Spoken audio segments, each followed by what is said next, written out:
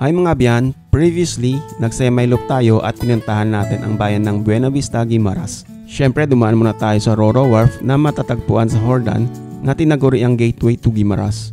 Pagkatapos ay dumiretso na tayo sa San Lorenzo onshore windmill na nagpo-produce ng 90 megawatts clean energy bago tayo nagtapos sa Alegria, Sibunag.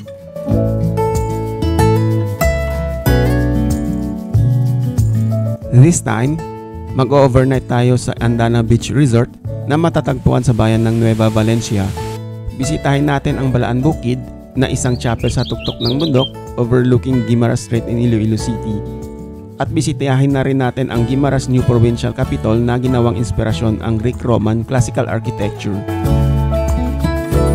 Dumaan din tayo ng saglit sa Guimaras Trappist Monastery na nag-iisang Trappist sa buong bansa bago tayo mag-check-in sa Andana Beach Resort.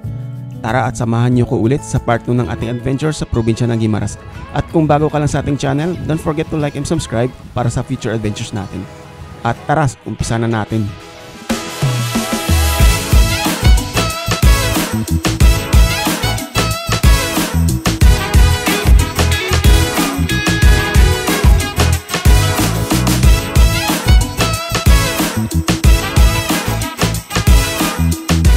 At ito ang Hordan Guimaras na pinaka-main entry sa pagbisita sa Guimaras Province. Dahil gumamit tayo ng motor, ang sinakyan natin ay Roro at dito tayo sa kanilang designated wharf. Kung sumakay ka naman sa Dipaserong bangka, dito ka naman sa kanilang ferry wharf terminal darating. May dalawang Roro company na pwede mong pagpipilian sa pagpunta sa Guimaras. Una dito ay ang FF Cruise at ang Montenegro na nagkakahalaga lamang ng 125 to 150 pesos one-way trip. Pag sumakay ka naman sa Dipaserong bangka, dito ka sasakay sa bagong Parola Terminal. Wala lang tayong idea kung magkano ang pamasahe, pero comment lang if alam nyo. At ang ating first stop ay Balaan Bukid na ibig sabihin ay banal or holy mountain. Kilala ang Balaan Bukid bilang isang pilgrimage site during Lenten season. Matatagpuan ito sa taas ng bundok na mayroong panoramic view sa Iloilo City at Guimaras Strait. It features isang trail with a depiction of the 14th Station of the Cross at talaga namang tinatangkilik ng mga kapatid nating Katoliko, lalo na kung during Semana Santa. Sa tuktok nito ay dito mo matatagpuan ang isang chapel na tinawag na Chapel of Ave Maria Purisima at isang malaking cross. Napaka-presko ang hangin dito pero payo ko lang magdala ng off lotion or magsuot ng long sleeve para iwas po sa lamok.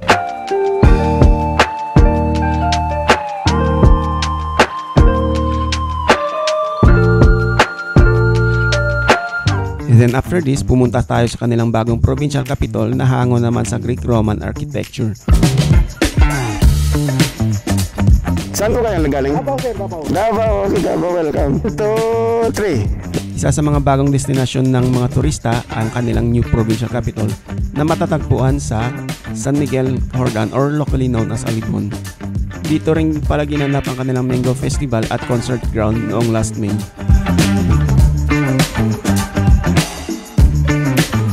At ang ating third stop ay ang Our Lady of the Philippines Trappist Monastery na matatagpuan din sa Hordan. Sa buong Pilipinas, dito mo lang matatagpuan ng nag-iisang Trappist Monastery. Malapit lang ang lugar sa provincial center ng Guimaras at napaka-solemn and peaceful ang paligid. Meron din silang guest houses na available with overnight rooms na pwede mong tuluyan with meals na rin at syempre ang kagandahan dito ay reasonable price ang mga to.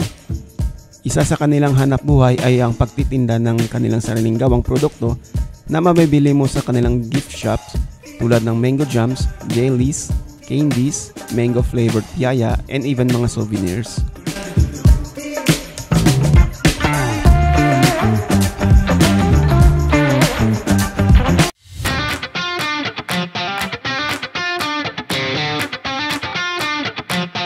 At ang fourth stop natin ay ang DC Lighthouse. This is the ruin of 18th century Spanish Parola na located sa Gisay Point sa Barangay Dolores, Nueva Valencia.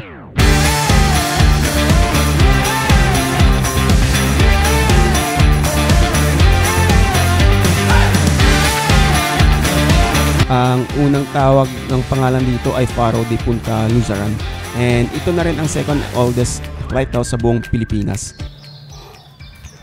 It's a ruin lighthouse. Star.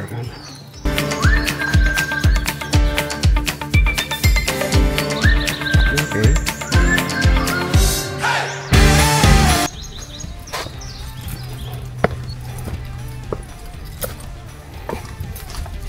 Tinayo ang Giselle Lighthouse around at the end of Spanish colonization age in the Philippines. This is the old lighthouse. Ang original lighthouse tower ay may taas around 17.5 meters, octagonal shape, and was completed around 1896. Ito po makiyaw. May structure na medyo na siya. Tabingin na ito eh. Ayan o, parang di na ito magtatagal. Ilang years na lang. And this is the view.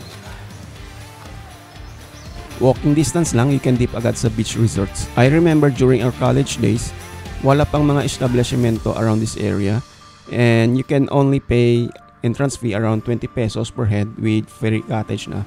And wala pang masyadong bahay around this area, but now, entrance fee is 180 pesos. Pero, advantages dito ay napakadali lang mga services and amenities.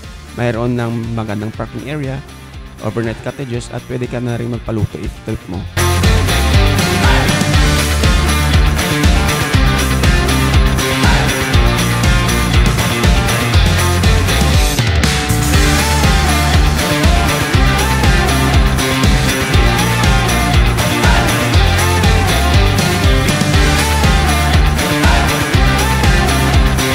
Right after this, dumiretso na tayo sa Andana Beach Resort na matatagpuan sa Alubiod, Nueva Valencia.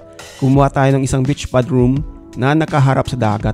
It's good for 3 adults inside with air condition na rin, although bathroom is shared between 2 units. May dalawang restaurants ang Andana na pwede mong pagpipilian. Kumain tayo dito sa kanilang bistro na nakaharap din sa dagat. Isang serving dito ay good for 2 to 3 persons at mai-recommend natin ang baby back ribs paired with vegetable lumpia. Then after this, nag-walking tour tayo sa property. Dito ang kanilang entrance and parking area. Then you can walk papunta sa kanilang receiving area para mag-check-in. This is the path going to the main hotel building. Meron silang kiddie pool with artificial rain shower and then adult pool na overlooking din sa dagat na merong maximum depth na 5 feet. Best time to swim sa kanilang swimming pool is early in the morning and late afternoon. And ito po yung view from above. Yung building na yan ang kanilang bistro na doon po tayo kumain kanina. And ito po yung kanilang beach pad units overlooking din sa dagat. Actually, mas nakaka-enjoy ang beach pad area kaysa sa main hotel building dahil mas presko dito at nakaka-enjoy ang paligid. Meron pong swimming area ang Andana with inflatable cabana during peak season pero unfortunately, hindi natin naabutan at ayon sa kanilang staff ay nasira dahil sa barge accident and cost them around 150,000 pesos. And this is their gazebo na for rent din but of course para sa mga bigger family events like reunion. Or pwede kang mag-romantic dinner dito then mag-propose ka sa jowa mo. Nakala mo naman mamerong forever. Let's go at puntahan natin ang kanilang swimming area sa dagat. And ito more beach pad in this area. Ang ganda dito, pwede kang mag-plunge diving or wedding pictorial in this spot. Medyo malalim nga lang, around 7 feet low tide pero mas malalim pa to pag high tide na. Yan o, marami pang beach pad unit. Akyat na lang tayo ulit and let's try ang kanilang swimming pool.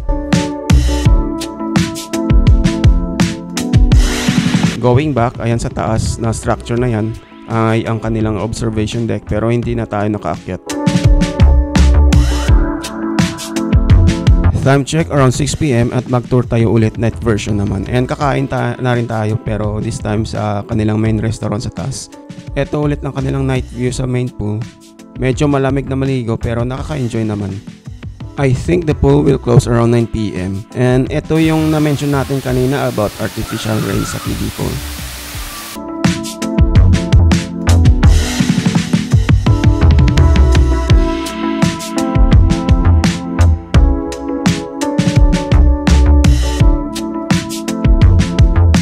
Ito lang in-order natin dahil medyo busog pa tayo sa ating lunch kanina. Pero napansin ko lang, stand out ang kanilang custom-made chandelier.